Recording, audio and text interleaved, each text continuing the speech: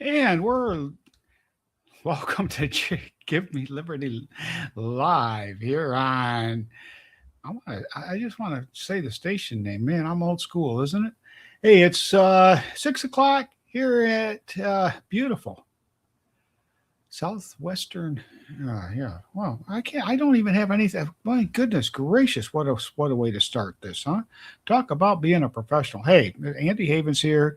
Give Me Liberty Live, streamcasting right here from beautiful Southside, Virginia.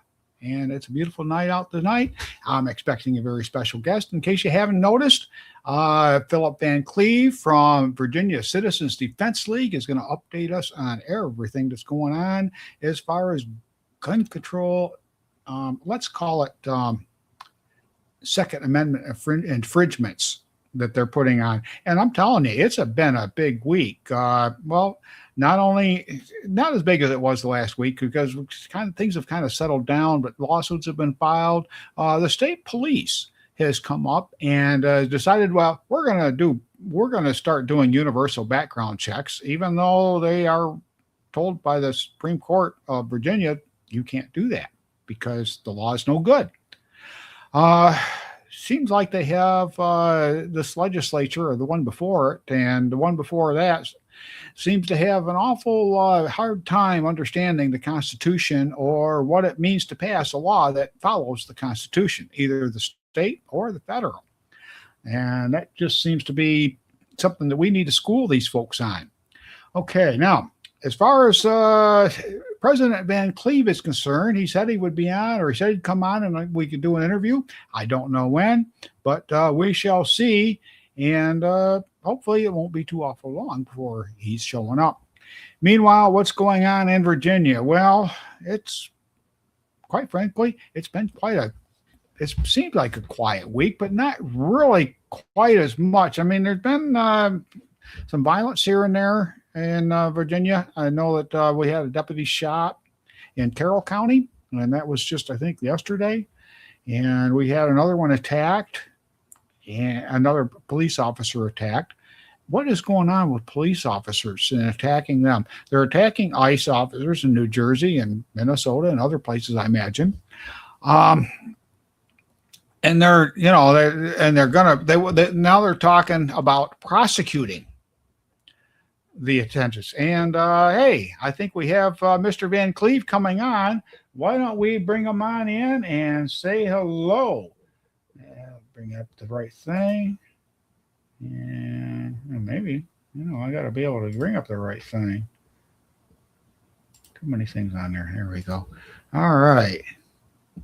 President Van Cleave, good to see you. Wow, looks like I'm a little bit over here. And let's see if I can fix that. In the meantime, you go right on ahead, and there we are. Let's try that one. Well, now I'm going over a little bit. Hey, how you doing this evening? Good. Is my background in the correct direction when you look at it, or is it backwards? Yeah, it is. You got yours mirrored? Apparently it is. Yeah, it'll be all right. Whoops, hang on. I didn't want to do that. I'm just trying to get things adjusted here a little bit, so I'm not overlapping on you.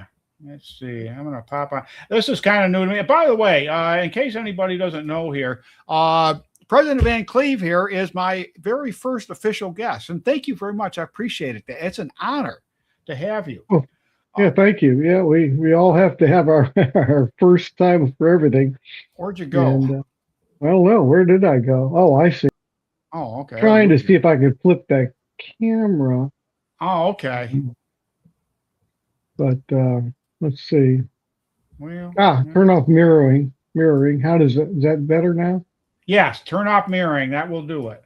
And let's see if I can get over here and get back on over here. I'm playing around. I'm using, there we go. It looks a little bit better. Okay, we'll get I got the little Give Me Liberty up there. I think we'll be fine.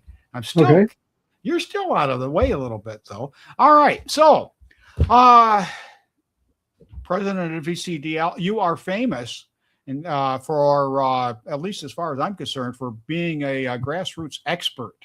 And not only that grassroots expert, but an expert, of course, in the Second Amendment, and especially here in Virginia and the law. And that's why I'm very happy to have you here, because goodness gracious, there's an awful lot of confusion going on. And why don't you update us on what's current in the law? We one of the things we're doing is we're fighting this universal background check law that the General Assembly and the governor claim is now and immediately in effect as soon as she had signed this bill taking away the rights of 18 to 20-year-olds to be able to purchase a handgun or a quote-unquote assault firearm. Okay.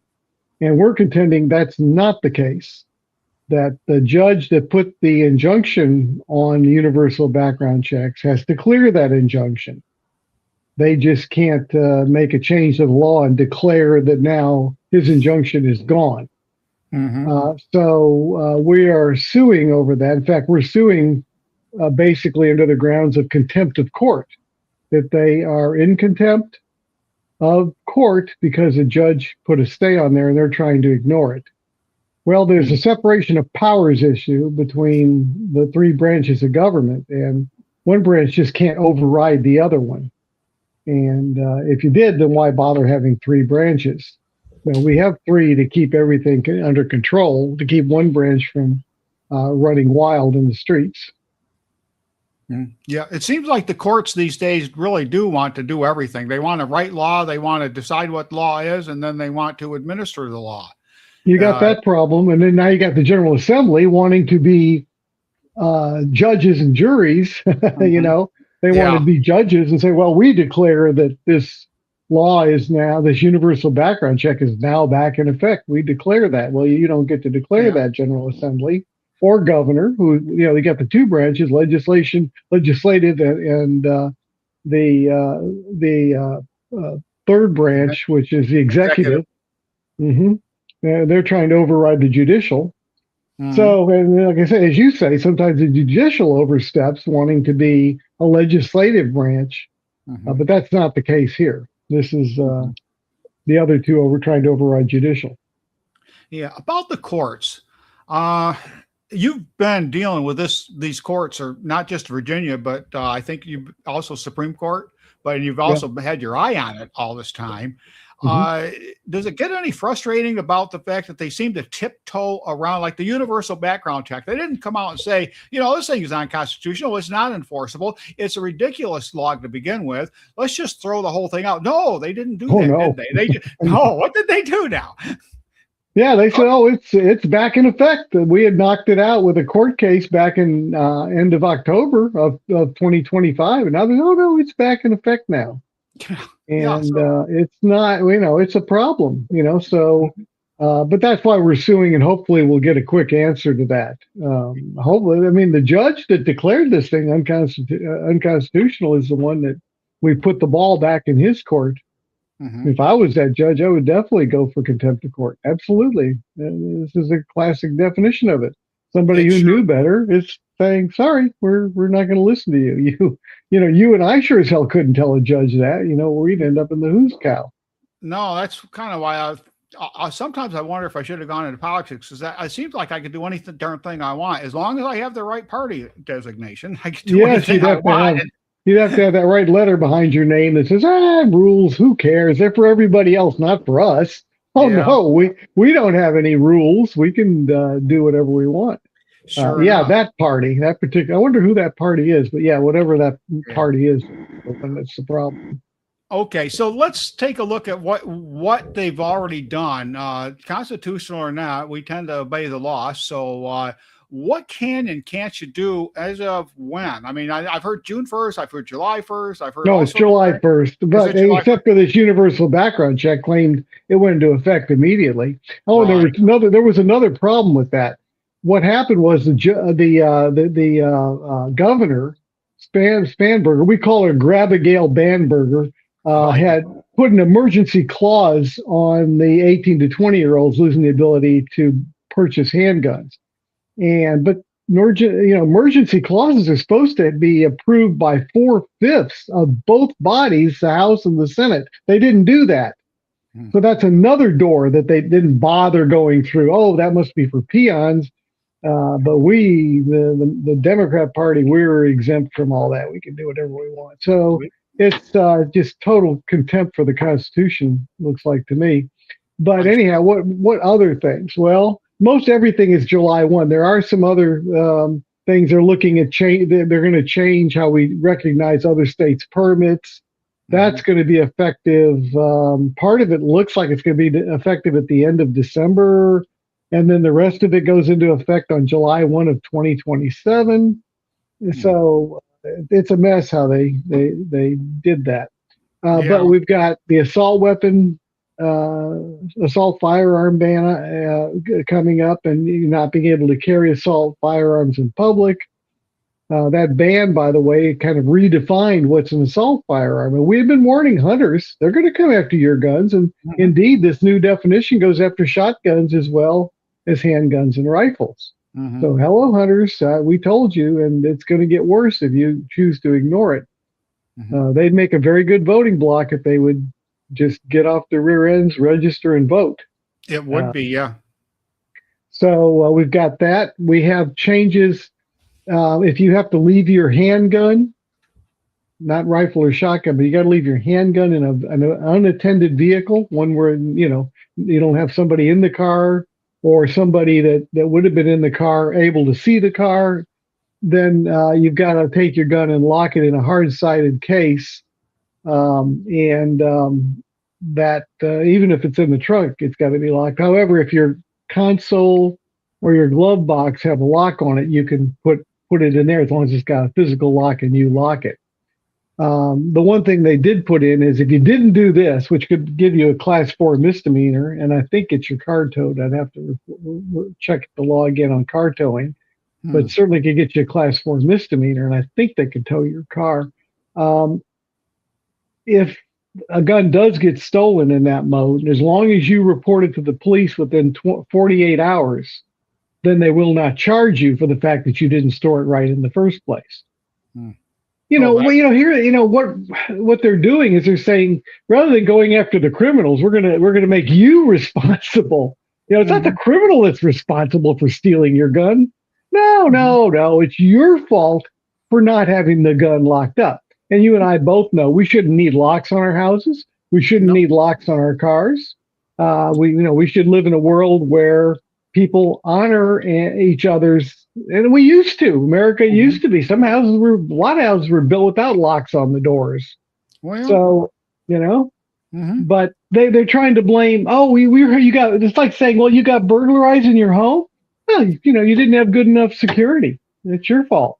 And this, I think Americans are really getting fed up with that whole attitude of we're going to be soft on criminals, soft on illegal aliens. But boy, we're going to expect you, the person that's not a criminal or not illegal alien, we're going to expect you to follow the law. Everybody else, doesn't really matter. So we've got that coming up. Then we have at home, if you've got a minor in the home, and I'm not talking about somebody who's looking for gold, but if you got a younger person under 18 in your home, even if they're in a crib and can't walk or crawl, either way, you got to lock your gun up. Now, or if you have a prohibited person. So if you've got, if you got a son living with you and he's gotten a restraining order against him, then he's considered prohibited. Well, that's in effect, and you have to lock your guns up. Now, here's the ins and outs of that law. If the gun is on your person, you don't need to lock it up. Now, my question to you is: so you've got an infant in a crib. So now, even though there's no way in heaven that infant could get a hold of a firearm, much less fire it, they can't even crawl yet. You got to take your gun and lock it up. But so you went to the range, you come home, you got your gun on you. You want to clean the gun. I want to explain to me how I could do that without violating the law. Good question. With that infant in the other room, because it's a minor. If you take the gun off of you and lay it down, it's not on your person now, according to that law. You're in violation. It's not locked up in the safe. They didn't say on or they had originally on or about you. That would have worked, but they got rid of the about you. They want it on you. This is because these people, look, first of all, the main goal of gun control is complete civilian disarmament. That's the end goal. If you Yep. think they're not going to take all of our guns, you're in fantasy island. And number two, sometimes it's stupidity as well, or ignorance. Let's call it ignorance. Let's say that they're smart. They just don't know anything about guns, but they're not Mhm. smart enough to realize that and just pass laws willy-nilly, not knowing what they're doing. These are Mhm. people that probably don't have, a lot of them don't have a gun. They don't know that you have to clean a gun. You have to take it off to clean it. You can't clean it while it's on your hip. It's like, no. Mhm. But anyhow, that's an example of how stupid this law is. Mhm. But your guns are supposed to be unloaded and put in a safe or a lock box, or if something gets on them, like even a trigger lock, if the gun's unloaded to keep it from firing, that'll all be allowed. Um, but if if you want a loaded gun off your body, then there's certain things you can put it in, and it can be loaded. You can put it in a safe that has biometrics. That is, it reads your fingerprint or something of that nature, and it unlocks. Or if you've got a safe with a code, like punching in digits, and then it opens or unlocks, then you can put a loaded gun in there. Don't ask me why any other safe wouldn't do. It's got to be biometric, or you have to push some buttons. There's no logic or reason here. Um, no, go And ahead. the one thing I was going to say too is but our lawyers figured out something. They changed two parts of the law. They changed lots of different laws, but there were two in particular they changed that were different code sections with different things. And our lawyers looked at them together and said, "Oh, well, if you're at home and your children are given permission by you to have access to firearms, because a lot of children are good with them. Maybe they're 16, they've been shooting a gun for 10 years or for 5 years, and you've taught them safety. They're good. You want them to be able to have access to those guns, especially in an emergency. Somebody breaks in the house when you're not there. As long as you do that, then you don't have to lock your guns up for your own children. Okay, Mm. that's something that the General Assembly didn't plan on that. But again, they just created two laws and never thought about, oh, is there an interaction here? Well, there is an interaction.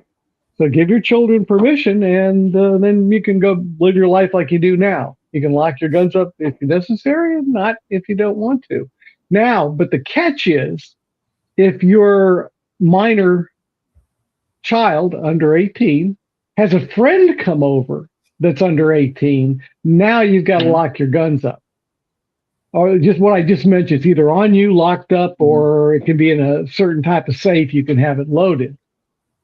So that now the only thing that was better here was originally the bill was going to require you to lock up ammunition too. Oh God. I mean, that's because they don't know what the world of shooting is. It's No. like they picture everybody. If you have 50 rounds, it's like, whoa, how do you have so much ammunition? And you and I know that, I buy ammunition. I buy 1,000 rounds at a time. That'll hold me a little over a month if I go to the range every weekend.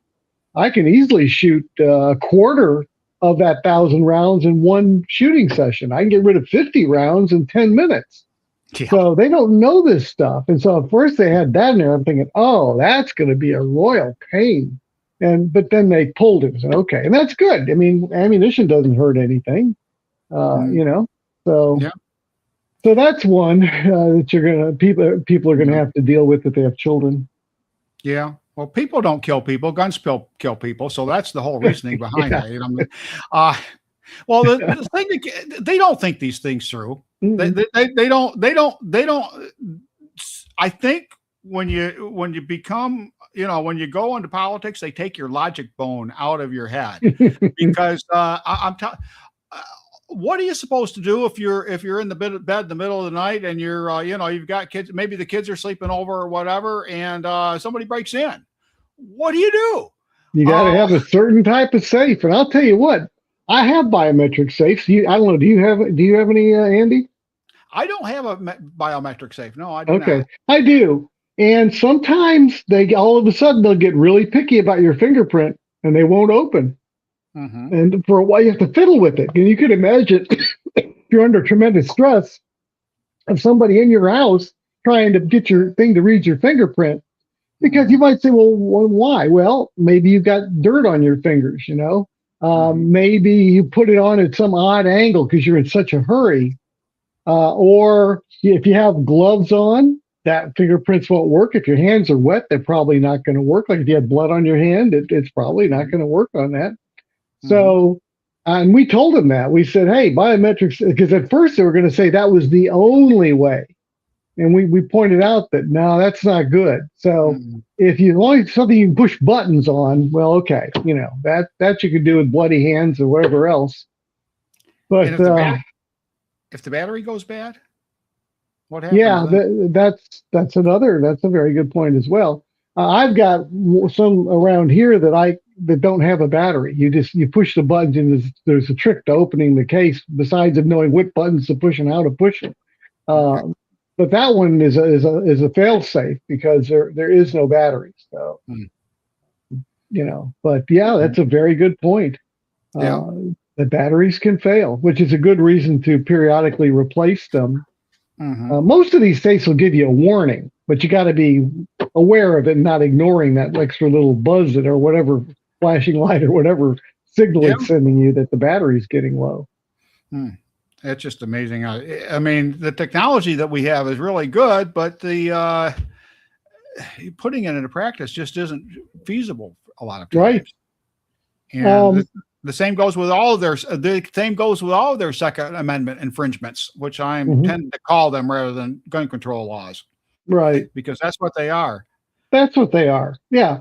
If you're going to go with gun control, understand that gun is the least important word in there, control. And once you control gun ownership, then you can control people, because then the government can do whatever it wants, and you've got rocks to throw at government, and government can send bullets at you. Big difference. You can't throw a rock at 1,300 feet per second. Well, that's true. Well, you can't. But anyway. But I mean, here's the thing: the Democrats the liberals always love to point to like Canada. Well, Canada has national health care. England has national health care. Why can't we have national health care? Well, they've shut down just about. I mean, you have to be 18 and have identification to buy a spoon over there. Right. Yeah, and there are people that have said, like in Canada, somebody had cancer and needed treatment. They said that the earliest they can get in would be a year. Yeah. Yeah. Okay, it's free, but see if you live long enough to use it. But they don't want to talk about, about Canada and England and Australia when it comes to our gun rights, and what's happening to people there. People are getting, people cannot defend themselves. I've seen stories, people defending themselves that are in jail.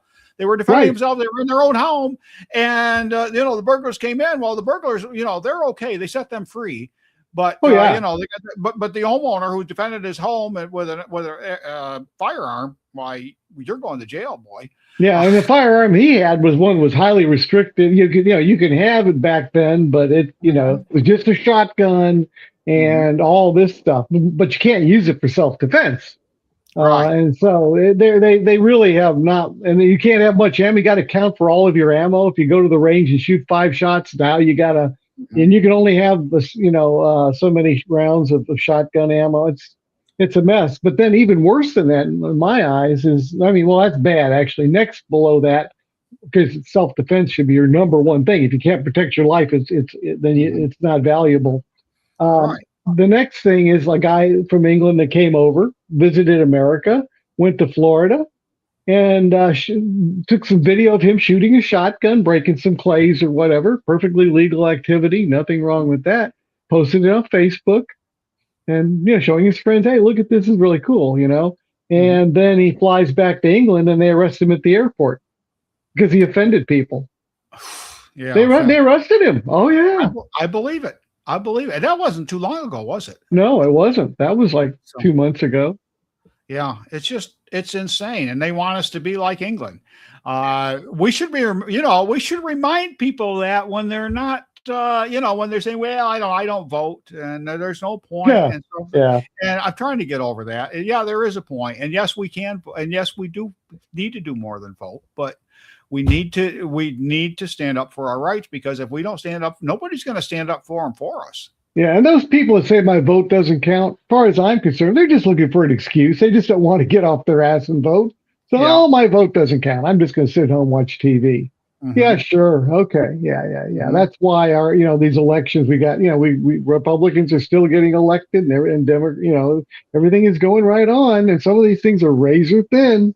Yeah, Mhm. no, it's, there may be some problems out there, but don't give me that excuse. Yeah, it's just, it's like you had, how hard is it for you to vote? Would you rather die in the mud like a lot of our founders did, fighting a country to get your freedom? Would you rather do that as opposed to having to go vote? Well, somebody that died fighting to protect this country, if you could go back in time and say, I tell you what, if you want, we'll switch you out with this guy in the future that's too lazy to vote. And we'll put him over here and he'll go die for this country. And if you want to vote, now, as long as you agree to vote, we'll do that switch. Do you think the guy would have hesitated to say, yeah, no, let me go vote. I'll be happy to vote. I'll vote every day if you need me to.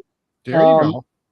But the American, you pay the price. You may not be interested in government. The government is interested in you. To me, it's like somebody swimming in a pool of sharks going, well, I don't want to pay attention to these sharks. They're paying attention to you. And it's just the way it is. You can ignore them if you want, but they're going to come get you. So, I'm going to try to push harder on hunters. Pretty soon I'll put an alert on saying, if you're a member of a hunt club, let me know where you are. If you're anywhere near Central Virginia, that'd be the best. And, I'd like to come to one of your meetings, one of your bigger meetings, and address the hunters. Wake these guys up. Yeah. Because they would help a lot. There's a lot of hunters that are not registered. If they registered and voted, and some of these elections, that could have just flipped everything around. Well, that's the thing. And that's another thing that I keep kind of thinking, because I'm an advocate for voting. I think you've known that. We've talked about this for years, but I'm an advocate for citizen participation in our republic, because that's what this is, a constitutional republic, which means that each citizen we're self-governing citizens. Yeah, and if you don't self-govern, then you're letting somebody else do it for you. So you're missing your responsibility. You're going to vote one way or the other, aren't you, Andy? I mean, if you don't vote, you vote because somebody else is going to pick for you. Is that what you do normally? Did you let somebody else pick what house you're living in, or what guns you own, or who you marry? You let somebody else pick all of that, But yet, your most important part, your government, the thing that could put you in jail or worse. If it went wild, we're going to just let somebody else decide who's at the helm. Well, let's look at who's at the helm now. I bet a lot of people are going, damn, I really wish I had registered and voted. And if you had a lot of those red people out western part of Virginia, this could have been a very different story. But here we are. We got to live with the reality now. Well, I think the mood of the entire country is changing, and I think the mood of the citizens I really don't like Democrat, Republican. We're citizens, and the fact is that the two-party system, it basically it restricts us. It keeps us from actually looking at the actual people, because I'll tell you, I think there are Democrats, lots and lots and lots of Democrats out there who really don't want their gun rights to be taken away from them. Right. Oh, there are. You're absolutely right. No doubt about it. I'm sure we've got quite a few Democrat members that are just like that. Sure. But their elected representatives are the problem. Yes. And I think my point about the mood changing is that I really think that people we're starting to primary the bad Republicans, the bad ones, the ones that don't, because if you read the platform, and I pretty much agree with everything they say. I agree. Okay? Yep. And I think most people would pretty much agree with everything they have to say. But then we put these idiots up there who they think they're going to go for this one thing and they go for this other thing. And I said, look, let's talk liberty. Let's talk freedom. Okay. Let's boil everything down to freedom. And let's boil it. And when it comes right down to it, the one thing that's going to keep our freedom is the fact that, you know what? There are more hunters in this country than there are. I think I saw the meme 10 of the biggest military countries. There are more hunters in this country than all of them put together. Yeah, well, we have 100 million gun owners. The biggest military I know of is about 2 million. So we're 50 times the biggest army in the world, including our own. Right.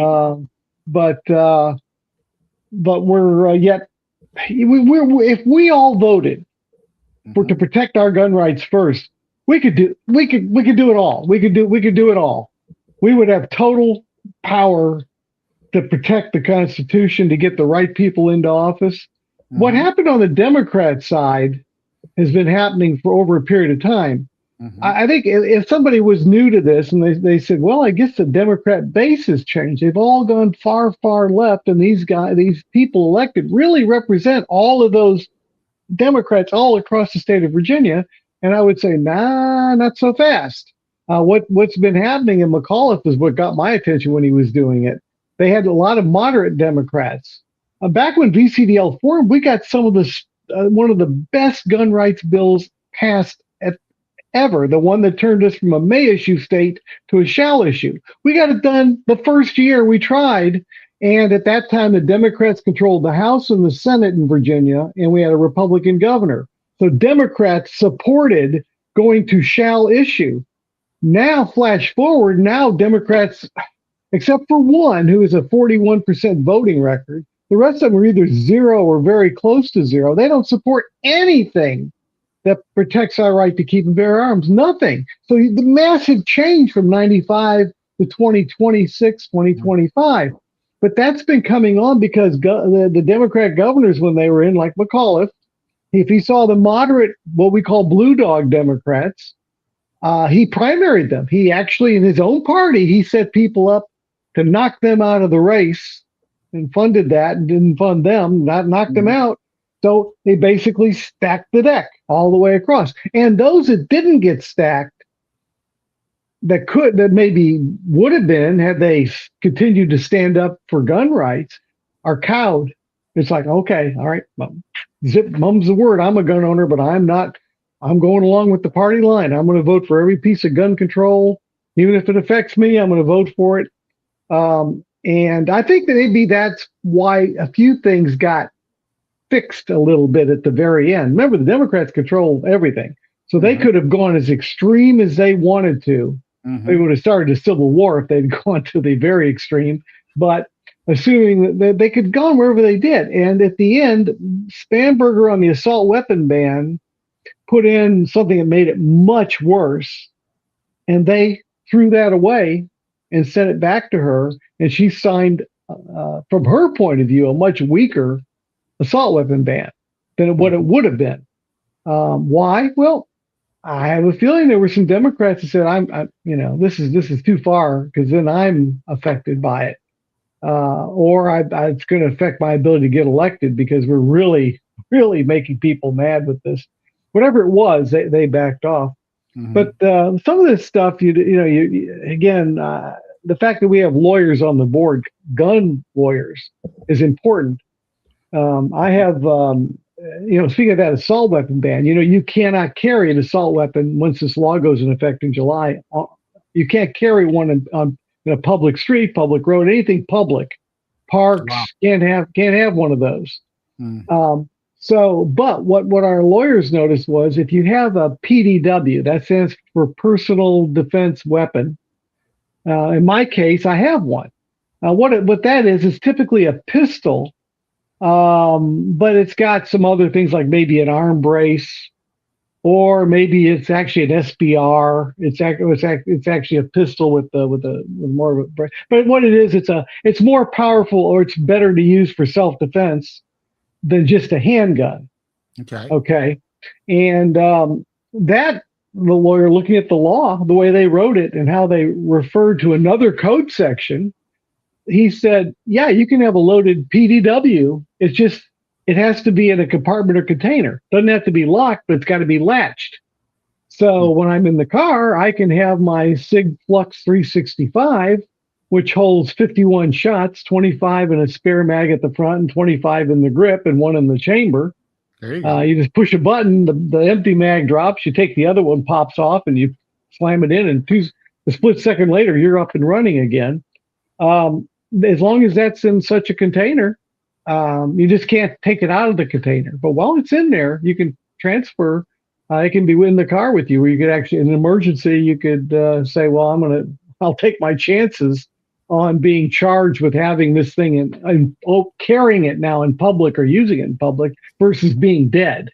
You know, it's a pretty easy choice if that's the one you got to make. Yeah, so, it is. But no, they're going nuts. I tell you, if you look, I mean, I'm just not just, you know, you brought up personal defense, okay, or defense, or you know, for they want to take our right to defend ourselves, essentially. Yes, and, just like England. Let me give you an example. We went down to VCU, had an appointment at VCU for a hospital like that. I had a pocket knife in my back pocket. I take out of my pocket knife. My God, you should have seen the I can picture literally it. Like that. And they're unarmed. They're unarmed. But I gotta tell you, But I gotta say that the guy was actually decent, because he said, if I touch it, I won't give it back to you. So I said, okay, well, I can accept that. And I went and put it back and so forth. And and he didn't do anything wrong. He's just following his orders, but just his job.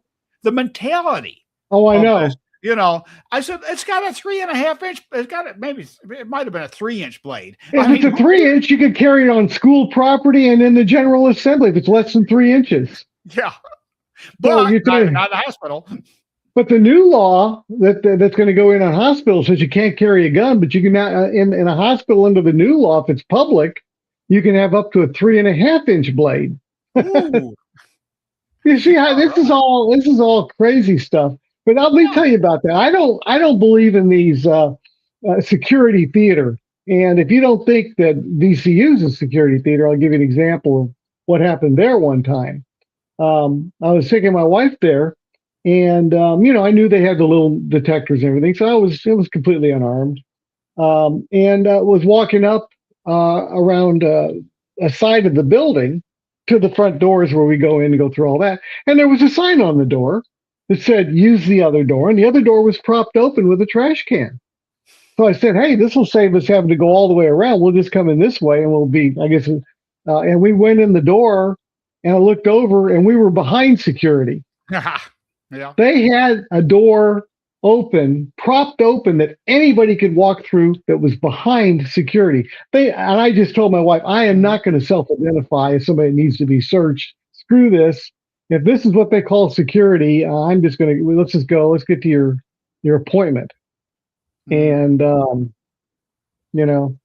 Yeah. So that's I give you multiple examples, including one that was done by Secret Service. Where again, it was just another example to me that, I'd rather have my own ability to protect myself. Thank you very much. Because security is not 100%. We know that even at airports, they have people that occasionally go through to test the system, and a lot of them will get through with a weapon. It just didn't get caught. And if they can do it and get lucky, who knows who else can? I just hate that. Even though they got metal detectors, I never feel secure. Unless I can protect myself. I agree. I never feel secure either, because I don't know. I mean, I've read a few books there and there that kind of makes me think. One is something like anything's a weapon. And it's basically on the philosophy that you're never really unarmed, and that's what I kind of tell them. I said, look at you can't disarm, you cannot completely disarm me. As long as I've got a brain, you can't disarm me. Yeah. Let me give you an example for schools. They say, oh, you got metal detectors in some of the schools. Okay, cool. Well, what's to keep a kid with evil intent from coming over to the school, maybe at night, maybe early in the morning, and putting a gun under the fence in the playground area, then going through security, doing all that? Go out in the back, the playground area, pick up your gun, and you're good to go. No, there's always That's an example. That's just one way of getting around if well, they want to. how did that 6-year-old manage to smuggle a gun into the school and shoot his teacher? I mean, Yeah. somebody that they knew was an issue to begin with. I'm going to be writing a review of this book. It's called The First, probably not going to show very well, First 30 Seconds. Yeah. This was actually written by a person who used to be a VCDL member until they moved out of state. And I know him quite well, Ed Monk. And this talks about how to, the importance of having armed people, not just like in the schools. It doesn't just cover schools, but schools are a great example of where you might have one resource officer who might be going to lunch or be at a different school that day or whatever. Mm-hmm. The one of the premises is it goes on the idea that basically you have to look at a scenario of defending against an active shooter using math, math and time and math. Basically, active shooter goes into a building to kill people. They kill somebody about every 3 or 4 seconds, and that kind of stretches out a little as time goes on. Mm-hmm. So the question becomes, to a school administrator, how many people are you okay with dying while you wait for somebody with a gun, a police officer, resource officer, to come in and stop that active killer? How many? Are you okay with 10 or 20, 30? What's the limit? And of course, one of the things he points out is they're going to almost always, they say, well, hopefully none. And his response is, hopefully is not a plan. Yep. That is not a plan. And so the concept there is, let's say the police officer's a minute away. All right, well, you do the math. So you got 60 seconds. Somebody's going to die every 3 to 4 seconds. In 30 seconds, you could keep it. If you get somebody there in under 30 seconds, you can keep the number down less than 10. You can keep it to single digits. If somebody's in the room when the shooting starts, now you might be able to just have 1 or 2 people lost, because often you don't know it started until somebody gets shot. The first shots ring out. But if you're there, you might actually, be a deterrent. Utah lets anybody with a permit carry in their schools. They've had 0 school shootings. Okay. Well, who would you shoot? The air conditioner repairman? The principal, the teacher, the visiting parent? Who would you shoot? They could all be armed, and may all be. But the concept is, if somebody's in the room or really close by, then you could catch it early, stop it quickly. If you're assuming that you can make it so that there's no way it'll happen, then you're in fantasy land. It can happen. So that's the premise of the book, but it goes into some really, really good stuff. It's a book I'm going to highly recommend that people that are interested in this subject read it, and maybe some school administrators and legislators and some others should read that book as well, because it's kind of a cold thought, but it's just time and math. That's all it is. And it's up to you. If you want to have the least number killed, accepting that you may well have at least 1 casualty, then you need to have people armed everywhere. If you got 1 resource officer, he may not be in the school. Mm-hmm. He may be a building away and didn't even hear the shots. He might be in his car almost arriving at the school. He could be in the parking lot, could be on the phone, whatever. He could be the first one shot. He could be called taking care of another kid. I mean, they don't just sit on their duff all day usually. Right. So, first one shot too. Somebody said, I got the resource officer. Now we got it.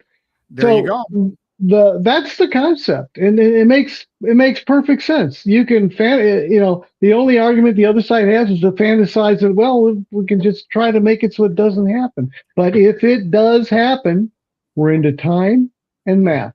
Mm-hmm. There are going to be kids dying. There's nothing you can do about it, but you can make it a minimal number. Mm-hmm. Yeah. Well, the thing is that the problem I see with this is it's logical.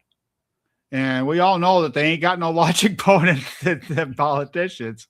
So, but it makes a lot of sense as far as the time and what is it? Time and math. Time and math. Okay. Yeah, I, it's the the math. yeah. It's the math I got stuck on. Yeah, what you're doing is you're taking the amount of time dividing by the number of seconds per death Yeah. or per shot to come up with how many are going to die in that interval. So if you're willing to wait a minute, then somewhere close to 20 are going to die. If you're only willing to wait 30 seconds, you can keep it less than 10. If you actually have armed teachers and stuff that are Johnny on the spot, then you might be able to keep it to maybe 1 or 2, or maybe none, depending on exactly what happens. Yeah. But you got to have somebody Johnny on if they're not Johnny on the spot, people are going to die. And the less Johnny on the spot they are, the more that are going to, it's just time, how long, and math, how many are killed per Sure. X number of seconds. Well, the other thing is what kind of a deterrent is that? Ask Utah.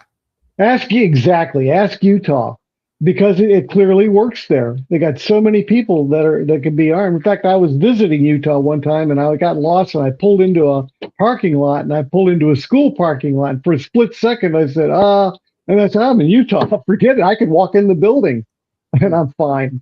Much less being in the parking lot.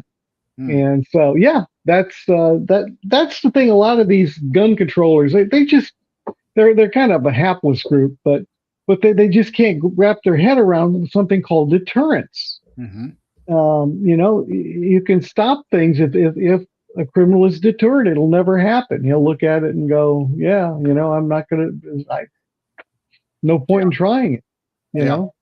Yeah, well, that's the same thing with when guns save lives. I mean, most of the time, guns save lives. The gun's never fired. Maybe not even taken out of the holster, because how many times have somebody actually just shown their gun? I know of people who have I guess their own stories. That have told me that. I mean, so it's not something that's so wild out there that nobody ever hears of such a thing. Because 9 out of 10, that's how guns save lives. 9 out of 10, the gun's never fired. It takes a lot before the person actually has to fire that gun. But you actually said something quite interesting. Sometimes it doesn't even leave the holster. I had a story in Suffolk. I went to visit my best friend who lived down there for a while. While he was doing work at a hospital, and it was 11 o'clock downtown Suffolk, 11 p.m. I said, well, let's go for a walk. I'm a night owl. So we both were open carrying and went down the street, kind of a little bit dark, but we were good. We were sitting there, we were talking, and suddenly this guy comes the other way on the other side of the street. Looked dressed like you'd picture a gangbanger. And he reaches under his baggy clothes and grabs a hold of something and starts walking straight diagonally, coming right at me. And Dennis and I both stopped talking. We didn't say a word to each other. We both saw this and said, this doesn't look good. Dennis backed up and I kept moving forward. And the guy coming at us didn't say a word. He just stared and was holding something under those baggy clothes. And he got up close to me, and then he looked down and he saw the gun on my hip. He looked over at Dennis and saw a gun on his hip. That hand snapped away, and immediately snapped away. Whatever he was holding, he let go of it, and then he didn't look at us anymore. He was staring right at and didn't say a word. All of a sudden, nope, didn't want to look at us, walked down the street and disappeared around a corner. And actually, that's an interesting case. I think if I had been carrying concealed and Dennis had been carrying concealed, somebody was going to get shot. Yeah. It might have been me. I mean, I might have gotten it before Dennis took him out. If he had a gun, I suspect he might have just had a knife or something. I don't know, but whatever it was, he thought he had a couple victims, and it didn't work out. Then he thought the better of it. Yeah, good. Didn't draw the gun, didn't point at it. He saw it, and that was And you weren't even brandishing. No, I just was on the hip. I just was watching him. Of course, I was locked onto him solid. Yeah. I mean, it's like, okay, this is, if he'd come up and said, sir, I'm lost. Could you help me? I'm looking for, or something. Nope. Just looking, and it was 11 at night. There was no reason for him to cut across to our side of the street, right, and intersect us. If he needed to cross the street, the logical way would have been to cross behind us and go wherever he was going to go. All the things were there. I mean, my cop instincts as I was a deputy in Texas were all those kicked in. This is not good. Something is about to go down, and thank God it didn't. And it was, and part of that was if I didn't have the gun, I would have had a story about being robbed, or I'd be in a grave. But because I had one, and didn't fire a shot, but that happened to me. Yeah, I believe it. So yeah, it's just an amazing thing. It never happened to me, but you know what? I do my best to stay out of trouble, stay out of crowds, and that sort of thing. So you know, I mean, that's it. Let's get back to what we can do as far as carrying now when it comes to June 1st. I mean, you mentioned this at the meeting on that Sunday a couple of weeks ago, but because I mean, if you already have something like a handgun with, say, a 16 rounder or something like that, 15, 16 rounds, you can still carry it. Yeah. Yep. That's not changed. As long as you own that magazine that holds more than 15 rounds before July 1, and your handgun is not an assault firearm, it's just a regular handgun. It can have a threaded barrel. It's not considered an assault firearm if that's the only extra thing you got. Red dots don't matter. None of the sight options matter. The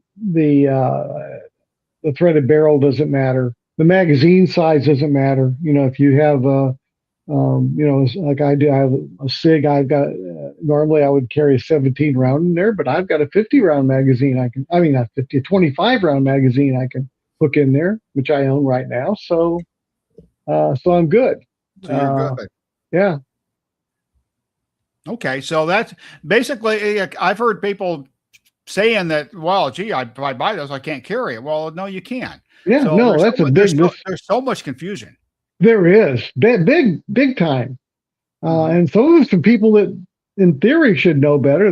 Some of these are YouTubers that normally cover things. But what happened with that bill, to be fair to them, although they still should do their due diligence better, but what happened again, that this was part of that package where the governor modified the assault weapon bill and sent it to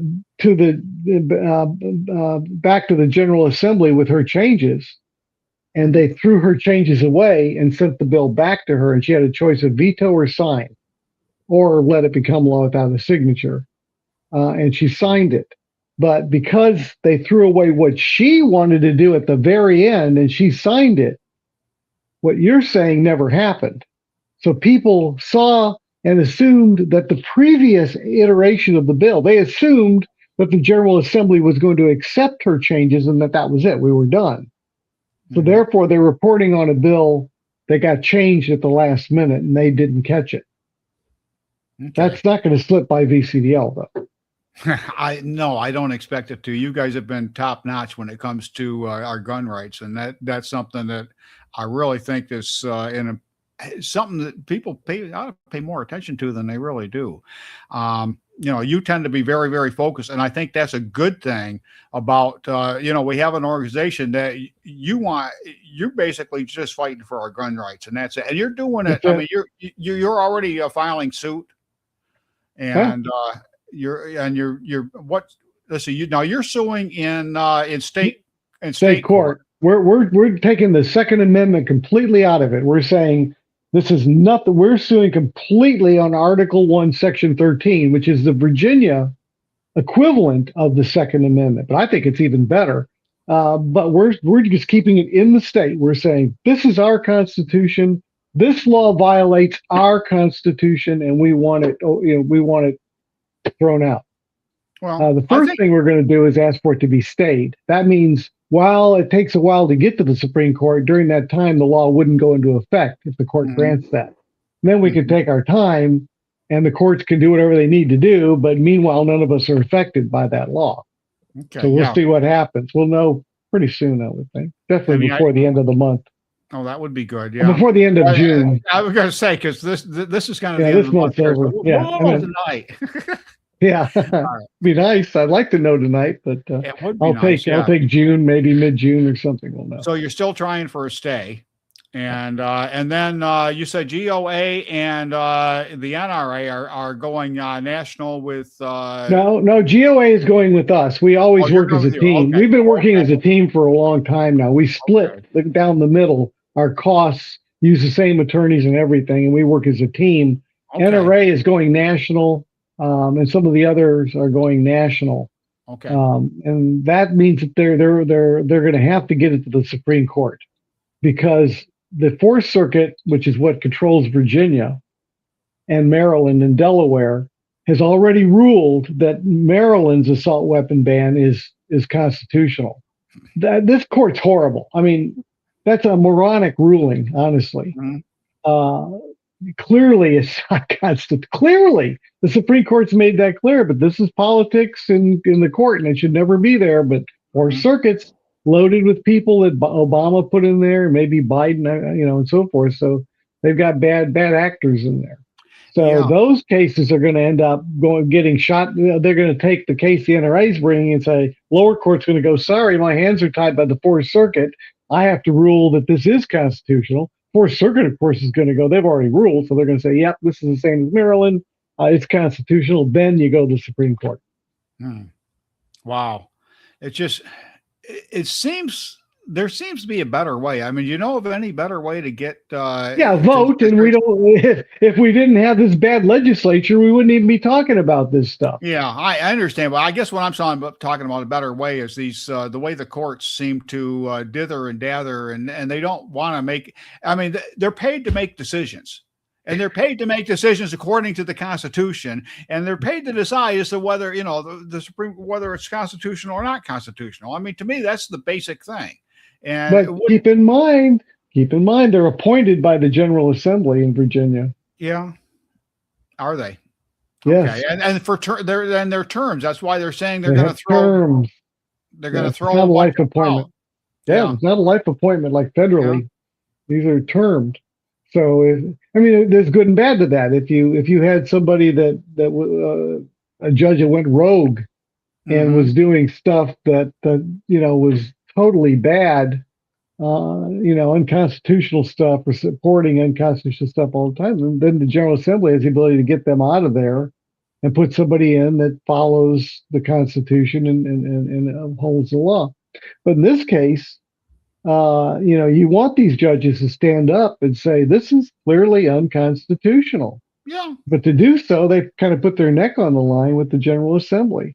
But as you say, they're paid, and they do an oath. That should be number one, to say, I've got a job to do, and I'm going to do it. And if I lose my judgeship or my my seat on the Supreme Court, then so be it. But my loyalties to the Constitution and the people of Virginia. Yeah, and really, I don't know. There just seems to be so much difficulty with the judges. I mean, federal judges have gone nuts. Yes, and they've gone activist. And there got to be some way to come back. I mean, they're supposed to be impeachable, but nobody ever gets impeached. And if they get impeached, they don't get convicted, because most people, they say, oh, they're impeached. Well, that's just an accusation. That's just, they're saying, okay, you've been charged. Now we're going to go to trial. And this is why they don't hold the trial. Yeah. Yeah. I mean, this is why I'm crazy. I roll my eyes every time they sit there and they're going to impeach Trump or somebody else. What good is it going to do?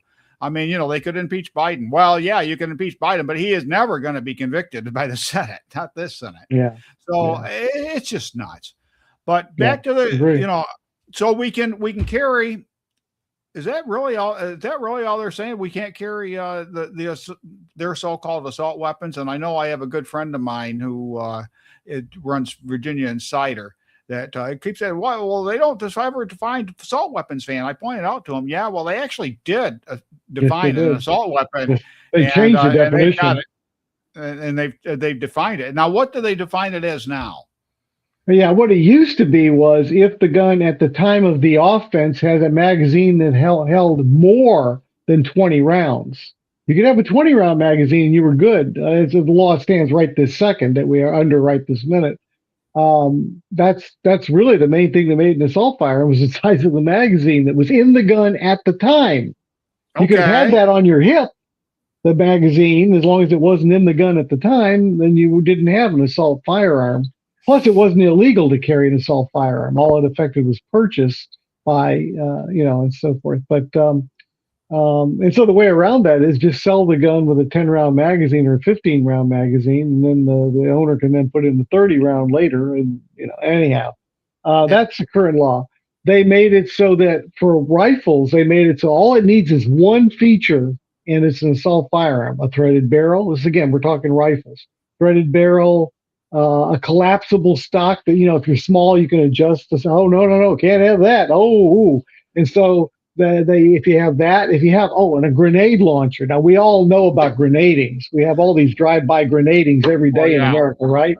Mm. But you can't even buy a grenade, and yet, but you got a launcher for one. Okay, how loony are you here? Okay, and if the magazine goes into the gun outside of the pistol grip, like AR-15s, AK-47s, it's in front of the pistol grip. It doesn't go into it like normal handguns. So that's rifle. So even just a threaded barrel is all it would take. Okay. For handguns, they said 2 features. So you could have, if it's a fixed magazine, there's only a few guns that have a fixed magazine that doesn't come out.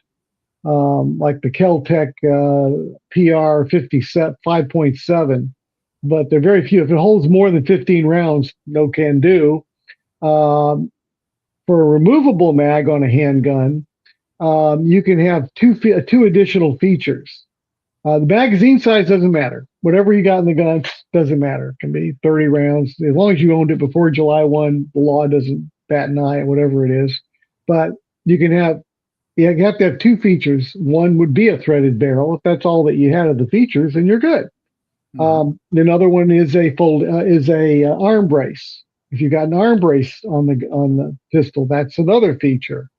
Let's see, what else was there? My mind's going blank. It was nothing common at all. These were very unusual things. So for you, if you have an AR pistol, forget it. AK pistol, forget it. But other than that, the folding brace is a barrel shroud.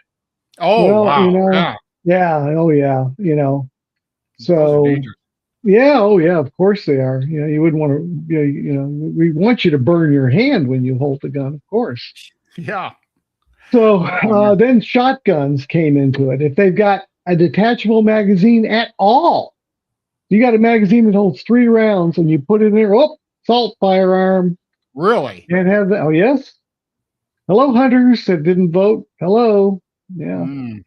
But another key thing to this is these are semi-automatic. So that means if you got a revolver, it doesn't affect you. If you got a bolt action, it doesn't affect you. If you have lever action or a single shot, none of that affects you. It's to be an assault firearm. One of the standard criteria is that you have to be semi-automatic. Okay. But they don't. Oh, and you have to be center fire. So again, if you've got a little 22 that has some of these features, that's okay. But the magazine, there is no differentiation. Doesn't matter if you got a removable magazine. Doesn't matter if it's center fire, rim fire. You can't have it if it's over 15 rounds after July 1. You can keep what you got. Can't buy anything new, even 22s. So if you've got, I have a P3 22. I bought 4 more 25-round magazines for it because we're going to have to ride this storm out till we get everything fixed. That's just nuts. And that's kind of the worst of it, isn't it? Because they use the law as a weapon. Yes. And that should be illegal. Against us. That should be illegal because it's bad enough that they make these laws, but the fact of the matter is you can't defend against them because you're talking thousands of dollars if you happen to get in trouble, unless you've got some good insurance or something like that. And even then, you're not going to get out cheap, and you're not talking, and then you're talking the time and the aggravation and everything else. It's just nuts. Well, VCDL has also been pushing back using Commonwealth attorneys Because we now have, there's 10 that we've announced, and I've got two more, at least two that I'll announce probably tomorrow. So we'll have 12 Commonwealth attorneys that say, no can do, I'm not going to prosecute this. And in turn, that's telling law enforcement in that locality, sheriffs or chief of police, don't arrest for this because I don't want to see the case. I'm not going to prosecute it. Don't waste my time and yours. If it's just a normal citizen and he's got an AR that he's carrying, for example, but he's not harming anybody, he's legally in there, he's just minding his own business, but he had that, and that technically that's outside of the law because he's carrying it in public. If he's in my jurisdiction, leave him alone. As we would, like right now, he could do that. After July 1, the sheriffs and things and Commonwealth attorneys are going, I'm not going to change anything. They can do it now. I'm not going to throw them in jail for doing the exact same thing they're doing now after July 1. I hear you. So, yeah. Okay. So, school me on this one. The Commonwealth attorneys, who do they work? I mean, they work for the people, but I mean, who pays their paycheck? I mean, is there somebody? They're elected. They're elected officials. So they answer to, they're a constitutional officer like the sheriff. They're elected. Okay. Who pays their salary? That probably comes out of local government. But yeah, okay, but they're elected. That kind of answers my question as to who they work for, because they don't answer to the General Assembly. Because if they answer to the General Assembly or if they answer to the Attorney General, I think it would be a totally different story. But they're yeah. Okay. I love this hypocrite Attorney General we've got. You need to enforce all the state laws. This from the Attorney General thinks it's okay if in Fairfax they don't enforce marijuana laws or they let illegal aliens off the hook. He's okay with that. Yeah. Oh yeah, that's all right. But oh no, don't you other guys do the same thing with guns? Oh no. Yeah, he's such a hypocrite. The guy is hapless, and the fools that put him in office, maybe they deserve what they get, but the trouble is the rest of us that didn't vote for that idiot are stuck with him. I hear you. I just wish he'd learn how to use spell check. I know. Or file things in the right court. You know, if you're going to sue in the federal court, don't file in the Virginia court. It's like Attorney General 101, Yeah. I mean, I guess he missed that. You do have to pass the bar exam in order to be Attorney General in the Commonwealth, right? I'm guessing, although you would wonder about that. I don't know. I'm not sure. Maybe he got his off he got his the approval off of a box of cornflakes or something. Cracker Jack box. There you go. Okay. I hear you. So, okay. So that's this. I'm trying to, what else have we got? What else are we doing here? I mean, VCDL is, how are you guys, how are we doing for, as far as finances concerned? I mean, these are expensive. We need $40,000 to walk in the door for just a state lawsuit, which can go on for years. You'll easily get into the hundreds of thousands of dollars for each one of these suits. And we've got 3 that are running now, and now 4 with the new lawsuit that we're doing on this. We had 3 from earlier that are still running. So we've got expenses. The best thing there is be a member. The more members we've got, the more clout we have in the General Assembly. Number 2, if you can't, or you are a member, if you can, contribute. Put some money into this to help us with the fight. Because we're not a company. We don't get to sell products. We're an organization. We exist and require our members to keep the cash flow going so that we can complete our mission. That's just the way it is. And we don't have Soros. We don't have Bloomberg giving us $1 million or millions of dollars to fight it. No, we don't have those. I don't know what the hell happens to the millionaires and billionaires that don't seem to have any interest in the Constitution and protecting it. They're all for tearing it apart. I don't get that. Yeah. Or if they're not for that, they're not contributing to saving it. So I don't know what's going on. We don't have that. We depend on gun owners, to fund us. It's just the way it is. Well, I heard a strange thing about Soros. It said that basically he doesn't actually spend his own money on doing this. He spends our money. He throws in the seed money, and then he gets then becomes a nonprofit organization, NGO, and then the NGO funnels money from taxpayers into his causes, which basically are to destroy America. And that is one way on how this sort of thing works. Oh yeah, They're using our own money against us, sure. and that I mean that adds insult to injury. Yeah, it does. It does. It really does. So You know, shall not be infringed should have been the end of this. I'm yeah, sorry, shall not be infringed. I don't care yeah, where they want to ban guns. Technically, it's shall not be infringed. But the founding fathers allowed guns to be banned in courtrooms, did and they? they provided security. Yeah, apparently, and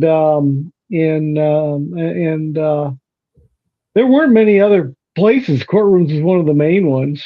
That was about it. So, and anything else, according to the Supreme Court, outside of that, where they didn't have an analogy, we have a law that didn't have an analog back then, and it's not constitutional. Yeah, according to Bruin, right? Right. Right. And according to Bruin, none of these laws, all these laws are unconstitutional. Yeah. Yeah. So Unless they can show an analogy and a widespread one, they can't just say, well, Boston had a ban on guns in their parks. Okay. Well, what about all the other states? What bans did they have in parks? Unless they all had bans in parks, or the vast majority of them, doesn't count. yeah. They said an outside thing doesn't count. It's got to be mainstream. I've always been of the mind that an infringement is an infringement is an infringement. There's no get around that. You're either infringing on the rights or you're not infringing on the rights. And the fact of the matter is, if they would go after the criminals instead of letting the criminals go, I mean, how many times in this year alone, this past few months alone have been criminals have been released. They've gone off and they've killed somebody. A lot of these criminals were illegal aliens to begin with, and they go off and they kill somebody. Well, it's all part of the plan. Yeah. It's part of the plan. Yeah. You're right. Because what was the end goal of gun control? Civilian disarmament. So how do they get there? They get there by saying, well, I hate to take your guns. I hate to restrict you. I really do. But we've got this crime problem, even though crime has been going down now for a few years. We got this crime problem, which, of course, again, is mostly bad guys killing bad guys in illegal activity gone wrong. In Richmond, they say, oh, we had a shooting. I can go, okay, that's going to be in one of three places 9 times out of 10. Yeah. I know exactly what neighborhoods. They have shootings there all the time because crime is rampant there and poverty. But they're acting like it's everywhere. I don't even know when the last time there was a shooting within 5 miles or 10 miles of where I live is. But that's the excuse.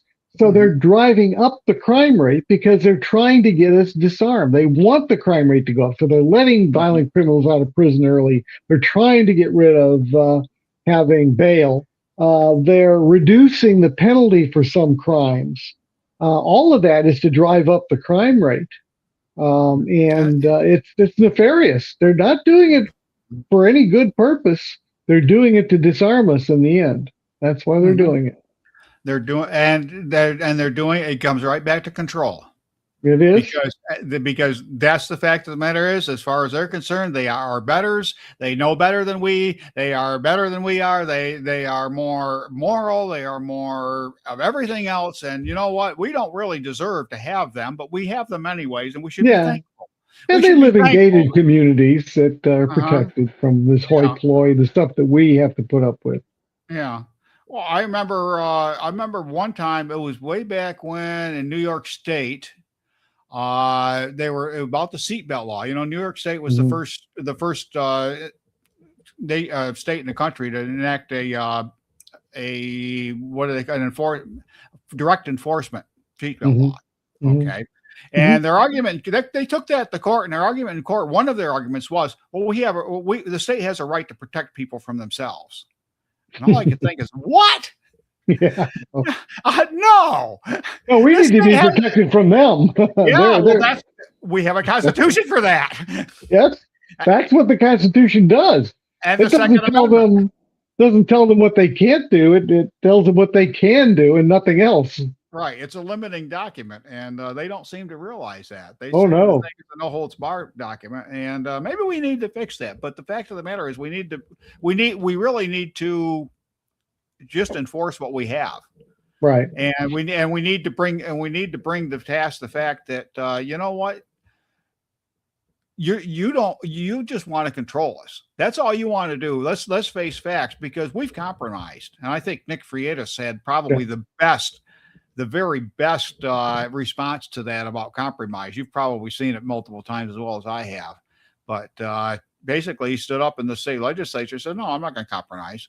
And we've tried that. It's just like a cake. You take a cake, you just want one piece. Before you know it, you've left me with the crumbs. Right. And that's what our Second Amendment rights are. They're like that cartoon where an elephant comes up to a piece of cake and he cuts out a slice and then lifts the rest of the cake and eats it, leaves a little slice behind. The compromise doesn't work. The version of gun controllers compromise is that they come in, they say, I'm going to take like a big chunk of your rights. Mm-hmm. All right. I'm only going to take half of your rights. They don't give anything. They give you back part of what they were going to steal. That's their compromise. Mm-hmm. A normal compromise would be, okay, I'll give you X and you're going to give me Y out of your stuff. You're not going to give me back part of what I have. You're going to give me something that you have that I don't have. That's compromise. Mm-hmm. And they don't ever play that game. It's always you give me what I want, or at least part of what I want, and I'm giving you nothing. Yeah. All I'll do is I'll say that's a good start, and then they'll come back for more. And I think that's what we need to go back onto them when we get a little bit of traction here. We need to go back. So you know what? All of your gun, Second Amendment are on the table. Yes. We're going to take them all back. Yeah. Yeah. All right. We'll only take half of the rights back this year. Yeah. But that's a good start. We're coming back for more. Yeah, so, we'll see again. But you can keep, these guys are so frustrating. Then we got Mr. Bangladesh, Salim, who's from Bangladesh, comes here and tries to take away our gun rights. Mm-hmm. On X, I told him, I said on X, I said, why don't you just go back to Bangladesh? Rather than making Virginia into Bangladesh, you can go to Bangladesh and save the frustration. Then you don't have to deal with our constitution thingy. You don't have to worry about that thing anymore because you're in Bangladesh. You have a gun control over there. You got everything you want. Why are you coming over here turning us into Bangladesh? It's just a waste of everybody's time and frustration. Mm-hmm. And you got him, and then you've got Suravel, who's saying, well, you can keep the assault guns you have with a scope, or what do you call it, a telescope on it, and with these laser things. He obviously didn't know a damn thing about guns. He admits that. And he doesn't seem to want to know. He's not a stupid man, but he doesn't have any interest in learning about what he's legislating on. I guess he's just a puppet, and somebody's telling him what to vote on, and he's going that way. But he's selling this grandfather thing, and that's nice that they put grandfathering in, because I think they might have had a civil war if they didn't. Yeah. They were going to go door to door and take guns. I don't think the police want nothing to do with that, and I don't blame them. I wouldn't. No. No. But instead, they said, well, you can keep your guns. But then I look at that and go, yeah, but we need to fight extra hard to get that. So we all, because who are we to give up the rights of the next generation? I mean, I was just talking to somebody at the shooting range I was at today that he's got a 15-year-old son, and said, we've got to make sure that when he turns 18, he has the same ability to buy whatever guns that we could buy when we were 18. Mm-hmm. We need to keep that. We can't throw that away just because we're okay. That's selfish and very unpatriotic. So, anyhow, that's what we got to do there. Got to get those rights back, even though we've been exempted. That's nice. Yeah, but it's not the end game, because all they have to do is change one word, throw in the word possess in the current law, and now all the guns that you have that you thought you were grandfathered in is gone. Now you can have them taken away from you. That's exactly what they tried in Rhode Island. Yeah. Unfortunately, there's a little thing called the Fourth Amendment of the Constitution that says, we don't have it. They can't pass an ex post facto law. I think it's the fourth. Yeah, I think it is the fourth. or bill of attainder. But whatever, whichever one it is, they can't do ex post facto. But Right. they might argue that they could argue that, well, we don't think that's ex post facto. Yeah, but Surville was told he was told by somebody face to face. Look, this assault weapon bill you're pushing is unconstitutional. He just looked and shrugged and said, "Well, take us to court." that's what I was saying earlier. They want to just cause Drag trouble, it, and drag it it costs out. us money, costs us time, aggravation, everything else like that. And it's getting very tiring. And Yeah. I think a lot of us are getting more and more tired of this as the time goes on. It's just something that it gets aggravating after a while. And I Oh, tend it's to be, yeah, beyond aggravating now. yeah, it is. It's just you want to shake them. You really want to shake them. It's just, can't you read this? What don't Yeah. you understand about this? I mean, especially in Virginia, because like you say, the Virginia Constitution lays it all out what the militia is. We are the militia. Yeah. And That's right. and the fact of the matter is that you can't, you're going to have to rewrite the Constitution, which, by the way, I'm all for, but not for that reason. So, yeah, they play the long game, and this is what I've been saying all along. Not just with gun rights. The gun rights really are the infringement, the infringements that they put on there. Absolutely the long game. I mean, look how long they've been at it since 1933. And 34 was when they passed. Yeah, they started in 33 because of gangsters. yeah, That was the excuse. That was the excuse. But it's just nuts.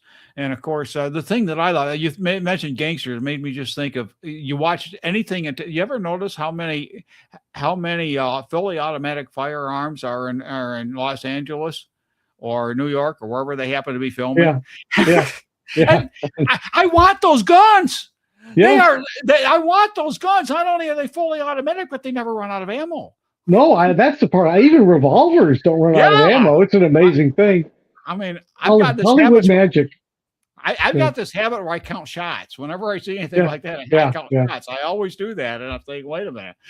Are they after you get like the triple digits, you're going, somehow this doesn't seem right. Never see them load a magazine in, There's only been a few movies that they actually had somebody that knew what they were doing and made it look realistic. I think it might have been a John Wick movie or something where the magazine changes were happening. Well, he's a shooter. The guy, he is. Yeah. Yeah. They've shown him. They show him doing. He's good too. He's good too. Yeah. And that's pretty amazing. He's the real deal. Yeah. But the thing about it, they use the media to brainwash us, to talk about, or to put these ideas forth that, hey, you go out there, you're going to be, they're going to be semi-automatic or fully automatic firearms shooting at you from every day, because that's the way gun owners are. Yeah. and they put us in the worst light. And they do. It's all psyop. And then they come across and they pass the laws. I don't get it. Well, I don't get where the American people are on this. To show the hypocrisy, we were in committee one time, and the gun controller went up there and he said, you can't trust these permit holders. If you bump their shopping cart, they'll shoot you. And he was saying, or if they serve cold food, they'd shoot the waitress. And he was saying this stuff with a straight face. Well, our side prevailed in the committee that day. So I was in the hall, and he came up and he was yelling and I was carrying a gun at the time. He was yelling in my face. I thought, wait a minute. Well, I thought if you bumped my shopping cart, I would shoot you, but you're coming up and yelling at me, and I've got a gun. I mean, how are you not scared to death to yell at me? Of course, it's all an act. It's all baloney. It's all a charade. They know that what they're saying is baloney, that we're not dangerous. They got the statistics to prove, especially permit holders. It's so rare that they lose a permit for any reason. It's less than 1%. It's like 0.7% or something, or 0.3 in some cases. It's a minuscule number. Yeah, I mean, if you want law and order, make everybody get a gun permit because my gosh, we're the most law-abiding citizens in the case. And Well, and it's not the permit, of course, that makes us no, that way. no, it's What it not. It's is the attitude. we believe in ourself. We believe that self-defense is critical. We Hmm. believe in the law because if we believed it was critical but didn't care about the law, we could carry a concealed gun. You know, Yeah. who knows? You know, nobody knows. That's the whole point of it being concealed. But we're the people that want to do it right. So we get Hmm. the training that they want. We pay the fee that they want. And we obey all the laws so that we can keep our permit because the main reason is we want to protect our lives and we don't want to lose that ability That's by losing our permit. that's true. And so we're more law abiding than even the police. We're Hmm. close. The police don't commit many crimes. It's rare, but it's statistically, it's actually higher than our number. They're both Hmm. low numbers, but ours is actually better. And Yeah. again, it may be that they're doing it as a job. We're doing it because we're focused on protecting life. Hmm. It's not just a job to us. This is life and death. And we believe it. And you're around so many more gun owners than I have, so you could probably speak to this better than I can. But I can never think of a single individual I've ever known that was a gun owner or whatever that ever really. I mean, the whole thought of using that gun on somebody just abhors. Oh, yeah. And it's and I and, like I say, I can't think of a single gun owner I've ever met that would relish the idea or Oh whatever. It's no. like, my God, the last thing in the world I would ever want to do is shoot anybody. Right. You That's know. why 9/10 crimes are stopped not by a guy getting shot because the person is scaring them, is letting them know they're armed. You're Yeah. trying not to have to shoot. Look, I've got a gun. Get that. Leave me alone. Get away from me. Drop the knife and get out of here. Right. That's what you're doing. And I did some training to emphasize the point that you're talking about. I did some advanced training in North Carolina where they have it's a polymer film that's completely reflective, just like a mirror, Okay. and you're in a room with a curtain and there's a wall, and on this other side of the wall, which you can't see, is an actor in a situation like a living room. Hmm. And so in my case, one of the examples I said, they before the curtain went up, they said, okay, you've got a real gun, it's loaded, and you can shoot at that polymer thing. So you can shoot the person, but you're shooting into a berm. They're actually safely on the other side off to your right. Okay.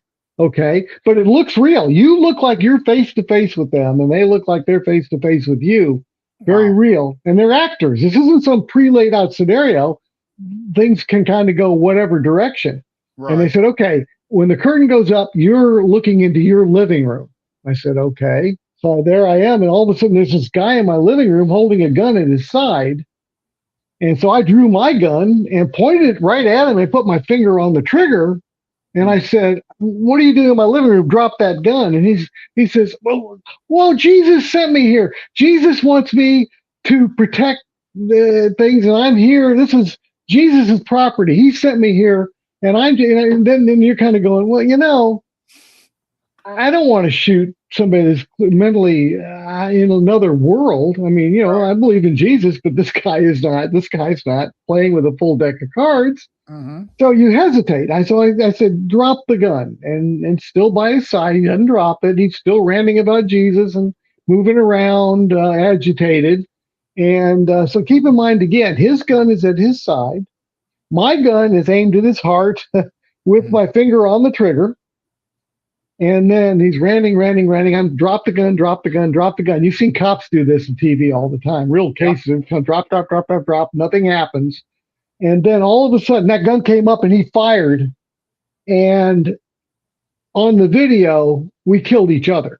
Oh I wow. fired at the moment he fired, and I had my finger on the trigger, aimed at him. But the problem was, he knew what he was going to do and just brought it up and fired. My Hmm. brain had to process what's happening here. Oh, the gun's coming. Oh, I better pull the trigger. And boom, by the time all the circuits on my side fired, we both died. That's Okay. scary. So the answer to that, what I learned from that scenario is, first of all, you don't have to warn somebody. If they're threatening your life, you don't have to warn them. But again, I'm going back to what you said. You want to give them a chance so that you don't have to kill them. To the Right. point that I ended up sacrificing my life because I really didn't want to kill this guy that had mental issues. So Hmm. the what I learned from that is, in the event that I give them a warning like that, they're going to get one. Because if they don't comply initially, they're probably not. This again, the police. You watch the videos of police. They don't comply right away. They're probably not going to comply. They're just not. So you're wasting your time. You're giving them more time to think about what they're going to do. You're dragging this whole thing out. Meanwhile, your life is in extreme danger if they're holding that gun. As I found out, again, they raised the gun and got a shot off on me before I could fire at him with my finger off the trigger. So what I learned is you get one warning, you don't drop the gun, I'm shooting you. Period. That's just it. I have to, because I've just learned that you have, if you give them a warning at all, one, that's it. We're done. He gave you your chance. Please drop the gun. No, okay, boom. That's good to know, because they are a threat. And that's the thing. That's the mindset that it's really hard to get into. You know, I mean, my family's messes with me all the time. I mess with them, but you know, whenever I see anybody, they're chasing somebody. You've seen it a million times. If somebody's after them, and they get the drop on them or something like that, and they hit them once and then they run away. No. Beat them until they can't move.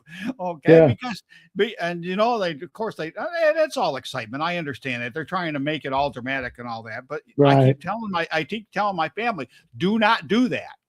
Yeah, that person goes down, you peek that person down, you put that person down, you make sure that person is not going to get back up and hurt you no matter what, because you know what? They will get back up and they will hurt you, and they probably won't give you a second chance. They're the ones that are nuts. They're just out. They're like animals.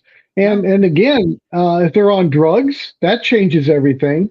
Yeah. For example, it's probably the last story I have time for, but there's a video out there. It shows, I think it was a sheriff and a guy with a big stick that was pounding on him. And he pulls out his 9mm and he fires, I think I counted 12 or 13 shots into the guy's chest as he's backing up. Bang, bang, bang, bang. Any of them could have been, probably were fatal, but he kept coming. Even a shot to the heart, you may have 20 seconds to keep going. So he kept coming with that stick, and finally he collapsed. Wow. And I thought, okay, what part of the academy were you sleeping through? If the 2 shots to the chest didn't stop him, the next one is to the computer. Next one is to the head. You shut that down and it's over for sure. If you're shooting to the chest, you have to wait till the blood pressure drops, or they either give up because they realize they've been shot and hurt. But if they're on drugs, that doesn't. When they're on drugs, they're thinking that these bullets are bouncing off them. But this isn't affecting me. I'm just gonna keep coming. You can't kill me. The bullets are bouncing off. When in reality they're dying, but they don't know it. So he didn't know to shoot to the head. So again, when they say, well, what do you need 10 rounds for? Well, 10 wouldn't have even stopped this guy in time. If he'd had a knife, that deputy would have probably been killed. Fortunately, it was a bore, but he was still beating the guy pretty good. But a knife or a gun would have finished him. And you know, they assume that one bullet means one person stopped. Oh no. No, you could miss, you could hit a non-vital area. The guy's on drugs in this case, so you're hitting good areas, but he's not going down. But that's why, again, one has to keep in mind that push come to shove, if you're about to die, go for the head. Sure. And then I see these cops, you know, they show they've been shooting somebody or they've shot somebody. Well, the gun wasn't loaded. Yeah, and? Oh, you don't know that. How are you supposed to know that? You don't know that. You don't know that. Or they'll say, well, the guy had a knife and he was 20 feet away. Oh, yeah? Well, he could run that 20 feet in just a little over a second before you could get your gun out and you got a knife in your chest. So, if he's standing still holding a knife and not moving and there's no chance he'll move, that would be different. Like if there was a wall between the two of you or something where he couldn't get to you, that's different. But there's nothing like that, and he's mobile. He can get to you in no time. So somebody at 21 feet with a knife is a lethal threat. Oh, yeah. Absolutely lethal. And a police officer will shoot you at that range, and they should. Yeah. Not only that, but a knife is, I think, maybe you have the statistics for this, but I've always thought that a knife wound generally can be more serious than a gun wound. People can survive more being shot than they can being stabbed. It just depends, yeah. And also, knives don't run out of ammunition. No, they don't. People have No, been they stabbed don't. 100 times, because it was a passion, Mhm. Um, so, Yeah, they tend to but think knives aren't dangerous, but yeah, yeah, they can be. So it's just you got to protect yourself, you and do. and Yeah, that's the whole thing that's the bottom line when it comes to gun control. We yeah, have to we have the right to self defense, and that's what ultimately they're trying to take away from us is our right to defend themselves, or yeah. Defend defend ourselves. ourselves from criminals, but also from their point of view, from government turned bad. Well, yeah. Well, that's why they want to disarm us because they want to do Exactly. whatever the heck they want to do, Oh yeah, they want and to make us communist, socialist. yeah, yeah, and well, I call them centrists because you stop and think about it. It doesn't matter if it's a Democrat, if it's a communist, a socialist. They all want a dictator. They all want the centralized power. They all want to put everything into the hands of just a select few, our betters. And I hate to tell them this, but they ain't them. That's why we Okay. got guns, and yeah, everything with them is backwards. These are Mm-hmm. the people that go to a no kings rally, but they Mm-hmm. are the ones that want to be the king. That's Yeah. the problem. If they Mm-hmm. were king, it would be okay. And when a real king came over to visit and went to the White House, they were Oh fine yeah. with that. Here's a real king, and we're not protesting it. No, why not? Well, No, he's it's not our all king. it's all BS, and that's why we have to keep fighting back. It Because if is. we don't, they will do everything they can to take away our guns. And when they do that, you can forget the rest of your liberty. We're going to be just like England. You say the wrong thing, you're going to jail. That's exactly right, and that's why I keep saying it's all about liberty and our own defense is the forefront of all of that, and that's Absolutely. we have to be adamant about keeping our rights and giving them to our children, That's right. and And that's what making separates us from the rest. yeah, and making sure that our children can can defend themselves and their children, Yep. and in order to do that, we need to stay vigilant. And Yep. in order to stay vigilant, I will I will, if you're not a member of the VCDL, you need to join. It's 25 bucks a year. It's not going to hurt anybody. Yeah. Um, I, We've kept it low for, it's what's a been latte 25 cost? for like 15 years. Yeah. I'm What's a sorry? latte cost these days? Yeah, no. I mean, you can't go to McDonald's for $25 anymore, it seems. No, you can't. So, I mean, it's really a no brainer. And, I mean, the organization, you guys are up with the alerts. I mean, Yeah. I mean, as a matter of fact, I told you my guy. I've been forwarding him your emails because to make sure he keeps up on this stuff because you're just so jam packed of information, and Yeah, that we keep really it focused on gun rights. It's you yeah can get on yeah that for free. It's called VA Alert. It's on our website. You can get on that for free. can you But yeah, yeah, okay but that doesn't help the cause. It helps the cause in the sense that you're knowledgeable, and if you do what we tell you to do, like during the legislative season, you can click a link and contact your legislator with a pre-written letter that we provide. We make it so simple. you But it's do better if you're at least helping financially with us having the money to do what we need to do. And being a member counts a lot. If I can walk in and say we have uh, 20,000 members, that's better than saying I've got 15,000. So absolutely yeah, absolutely. that all being in the fight and really being in it is was helpful. Yeah, it is, and really, it's a no brainer. Other things we can do. I've been pushing this like this. If you see this video, if you see a clip of this video, share it, Yeah, share it. Follow VCDL, VC, Virginia VCDL. Citizens Directly, That's a lot of VCDL. Boy, letters. I get my tongue twisted around my eye teeth. I can't see what I'm saying, but Yeah, follow, share the stuff. I mean that's just the simple stuff. That's just the Facebook stuff or the YouTube stuff that you can do. But every little bit helps. Every little bit moves that needle, and then we push the needle. We move the needle a little bit at a time, and before you know it, we've got the needle moved over. And that's what we got yeah. to do because We just have to stay in the fight. I think we're going to win this ultimately, but we need to be in the fight, and we can't run out of fuel before we complete the battle. no, we will win the fight. We will. We will either win the fight or we'll lose the country. I mean, Yeah, there's no or we'll end up in a civil war, which would be a nightmare for everybody. That would be a civil war is never a good thing, and Nope. there's no need for it. There's no need No, for it in there's this nation. no real need for it, no excuse for it. But ultimately, that is the final of the 4 boxes that they talk about. That's the final one, the cartridge box. And let's not go there. Let's not go there. Let's just get this stuff straightened out at the ballot box. It's the left that always talks about revolution. Yeah, you know, you never say revolution. We want revolution. Wait a minute. And I keep wanting to ask, why do you want revolution? Yeah. What are you trying to accomplish? What is it that you really want? We don't like this government. Well, you are the government. I mean, if you step back, I mean, vote somebody else in if you don't like the ones you got.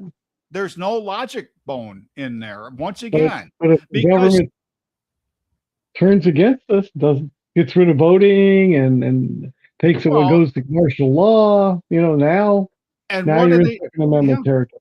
And what are they doing with all of that? They're basically ignoring the law of the land, the Constitution. Yeah. And that's where we have to get back. We have to get active. VCDL is one of the best places to get active. If you're not doing anything else, shoot, that's where that's really the good place to start. And I firmly believe that. I have, and I'm very glad to see all the things that you guys have done. You're at every gun show. Where else are you? I mean, where else? We're at various other events. We've been at gun stores that have had special events. We've been at, various events in localities where we could have a table and give out stickers and educate people in totally normally non-gun venues. We used to be at the Tomato Festival in Hanover and stuff like that. So,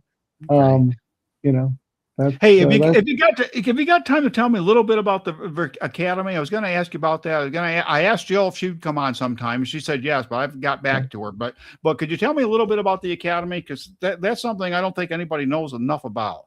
Yeah, the Academy is really about education, educating people, including people in school from like high school or college, about civics, about the Second Amendment, so that they understand how their government works. So many people aren't being taught civics; they have no idea how government works. They just aren't being taught that. So the Academy teaches them that. They've recently developed a coloring book for younger people to learn about Virginia's Constitution and what our flag stands for, what it means, why you've got a woman with standing over a man on the ground, the tyrant, Virtus, I think is her name, stuff like that. So the Academy is all about education, and that's so important to bring up a generation of people that understand how the country works, how the laws work, and the history of the Second Amendment, the importance of that as well. It's all part of the mosaic that the Academy covers. Okay, so do they have? Are they in schools? Are the kids come they're to? They're getting into some of the schools. They've done some stuff with private schools, and we've got a course on. Basically, it's a 4-hour thing, a presentation using slides, again to educate college level people on civics and again, Second Amendment. And it's kind of a shame that we have to educate at the college level on that, isn't it? It is, but they don't want people to know. Yeah. That way, you don't know if your government's slipping away from you. You don't really realize you don't know how it works anyhow. And so we need to make sure that people do know how it works and they know when it's under attack and what they can do to prevent that or stop it. Okay, so the Academy is basically open to any students that want to get into college or whatever. And yeah, it's open to anybody that's interested in finding out about that. And we're looking at getting a lot of this stuff into various schools. Okay, that's good. And a school program would be good if it can work. Certain schools may be better. I know ROTC was a failure here in Lunenburg County. Yeah. But that was mostly the school administration. So that's something you got to kind of be careful of when it comes to something like that. Exactly. But I mean, what else is the Academy? I mean, you have specific programs for Second Amendment education, or? Well, yeah, I mean, we have the slideshow that goes into the history of it and everything. And like I say, for younger people, again, there's you just developed a coloring book that they Mhm. can do. I got a variety of materials that we can hand out that Okay. Well, that's part of that process, including the Virginia flag. Now that you know the history, you got a flag as well, and some other things that okay. we hand out to people. This would also be pretty good for, like, say, homeschoolers. Oh, absolutely. Oh, Oh yes. yeah. So that would be, I mean, that would probably be a good a good Yeah, area for you to go in, or for homeschoolers to come in and check you out.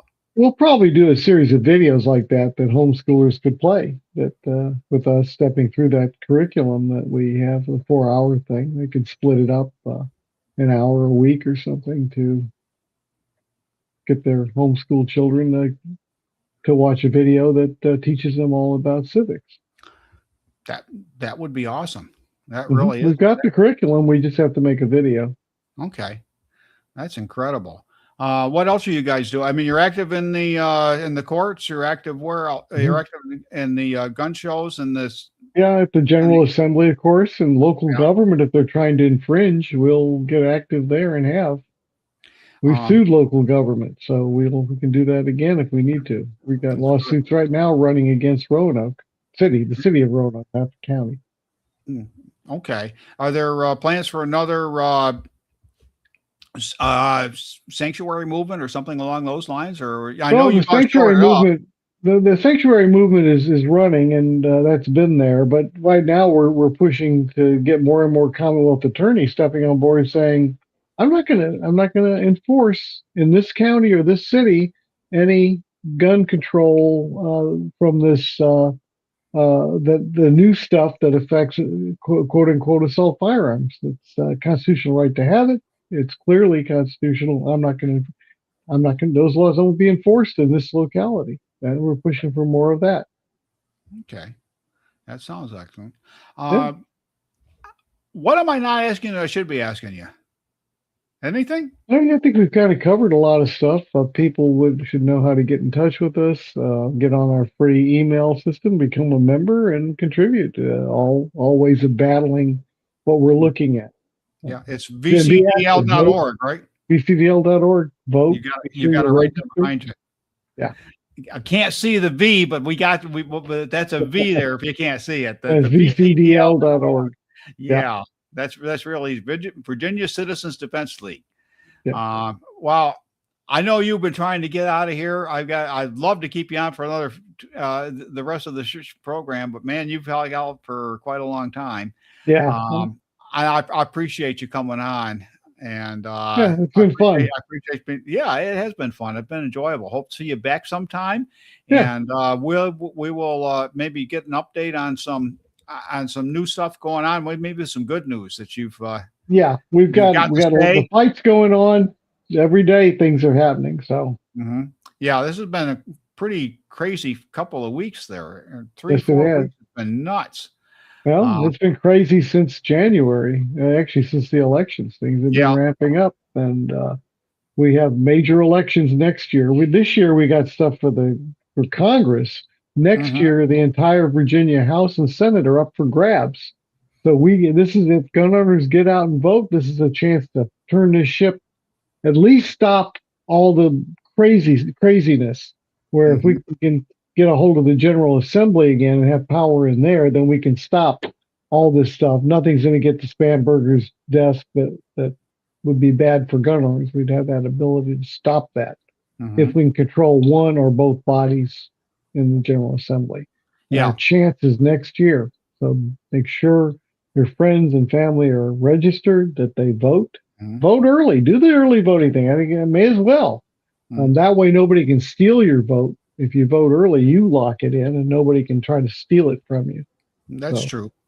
oh So, yeah, we've had that yeah.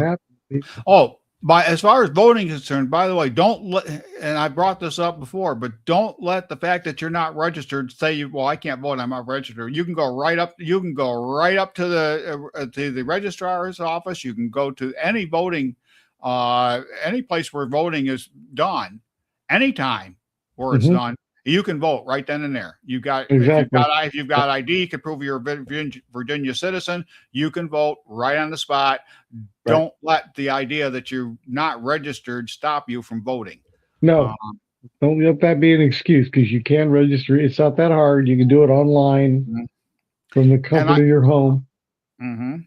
And I think if we just be a little more vocal about this, and say, no, that's not right. Maybe you could do it this way, and Mhm. or just a little. I don't think we have to be in your face. I don't think in order to bring people in on board. No. What's your experience? What's the best at times like this? Are people joining? Yeah. Oh Do yeah. People are right? stepping up. The more the merrier, because it's Oh yeah, this is a no joke battle that we're fighting. This is serious. it This is. affects the direction of liberty in this state, and ultimately can affect the country. So Hmm. we can't let liberty started in Virginia, Hmm. and we cannot let it die here. We simply do not have that as an option that we can let happen. No, and we are kind of on the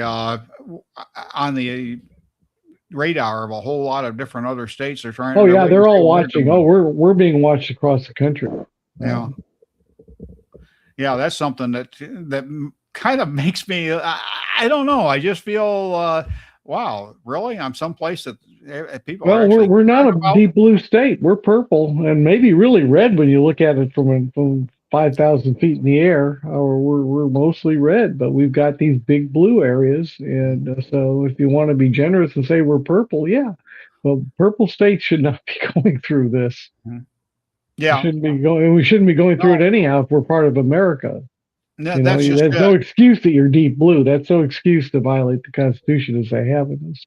It's not. It's not. And I grew up in New York where I appreciate I mean, I grew up in Yeah, Allegheny County, which is a very, very low populated county. yeah, Okay. And I would tell people, I said, hey, there are more guns in this county than there are people. And there is no crime. right. Yeah, I think in 50 years there was one murder in yeah. I believe that. in a county of 50,000 people. Sure, I Okay. believe that. Absolutely. And it's just not, I mean, at least one murder with a firearm. I mean, nobody gets Yeah, shot. yeah, yeah. Okay. It just doesn't happen.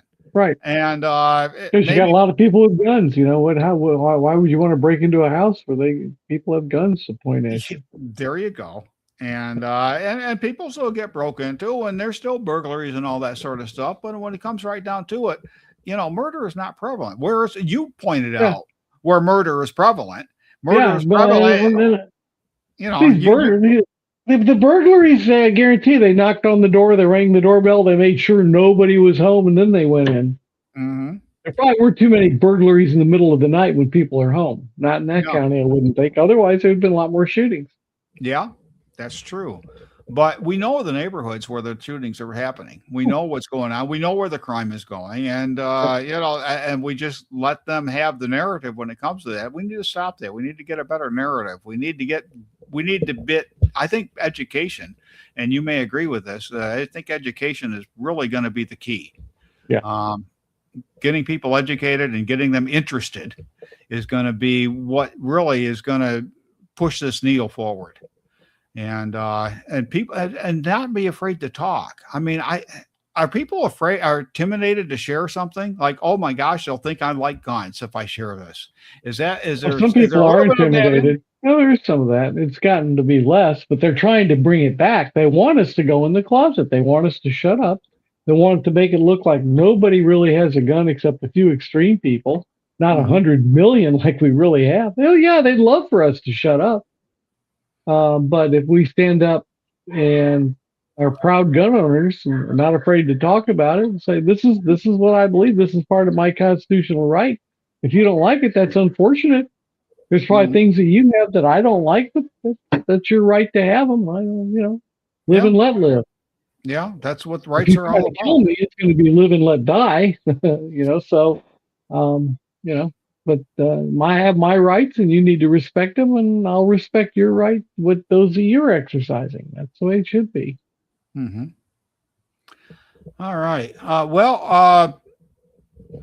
Philip Van Cleave, it's been a very pleasure talking to you. I certainly appreciate you coming on, and we'll have you back if you're willing to come. Sure. And especially on a Sunday night, it's a wonderful been having you on. If there's anything else you want to say to anybody or to let Nope. out what's got to be going on, then We've covered the majority of it. I can come back some other time. We can go down some other roads, but I think we've covered we covered a plenty lot. of main stuff. Yeah, I think we've covered some of the main stuff. There's lots Yeah. of things to talk about. There's so much Yeah, involved there in is. the Second Amendment, the right to keep and bear arms, and the right to protect yourself and your family, and we got to come back and do it again. Okay, that would be good. I would appreciate that. And we'll let you go for now. And once again, thanks and have a great week. And if there's anything if you ever want to come on, you just got to come on and say something. I do live. I do Sunday nights, but I've been known to come on just about any time that I felt there's something that needs something breaking. Saying. So something breaking like that. So the door's always open for you, sir. All right. Well, thank you. I appreciate that. You're welcome. All right. You have a good week. Take care. Have a good week. Bye. Bye now. All right. Well, that was an awesome interview. Very, very knowledgeable man. Probably the most knowledgeable man when it comes to gun rights for citizens in the Commonwealth here. And if you missed any part of it, well, you can always come back and catch it on the replay. Gun rights in this nation they're under attack. They're under attack, and they've been especially under attack here in Virginia.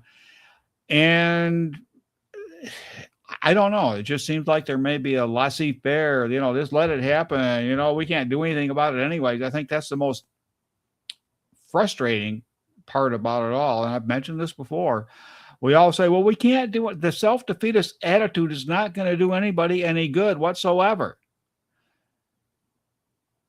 If you want to hang on to what you got, then you need to get active and you need to get going, because join the VCDL, because it's your rights. There are people that are after them. They want to take your rights away. So that's all there is to it. I've got 1 minute. We're going to end. Heavenly Father, thank you for this day. Thank you, Father, for just this conversation. I just thank you for these things. In the name of our Lord Christ Jesus.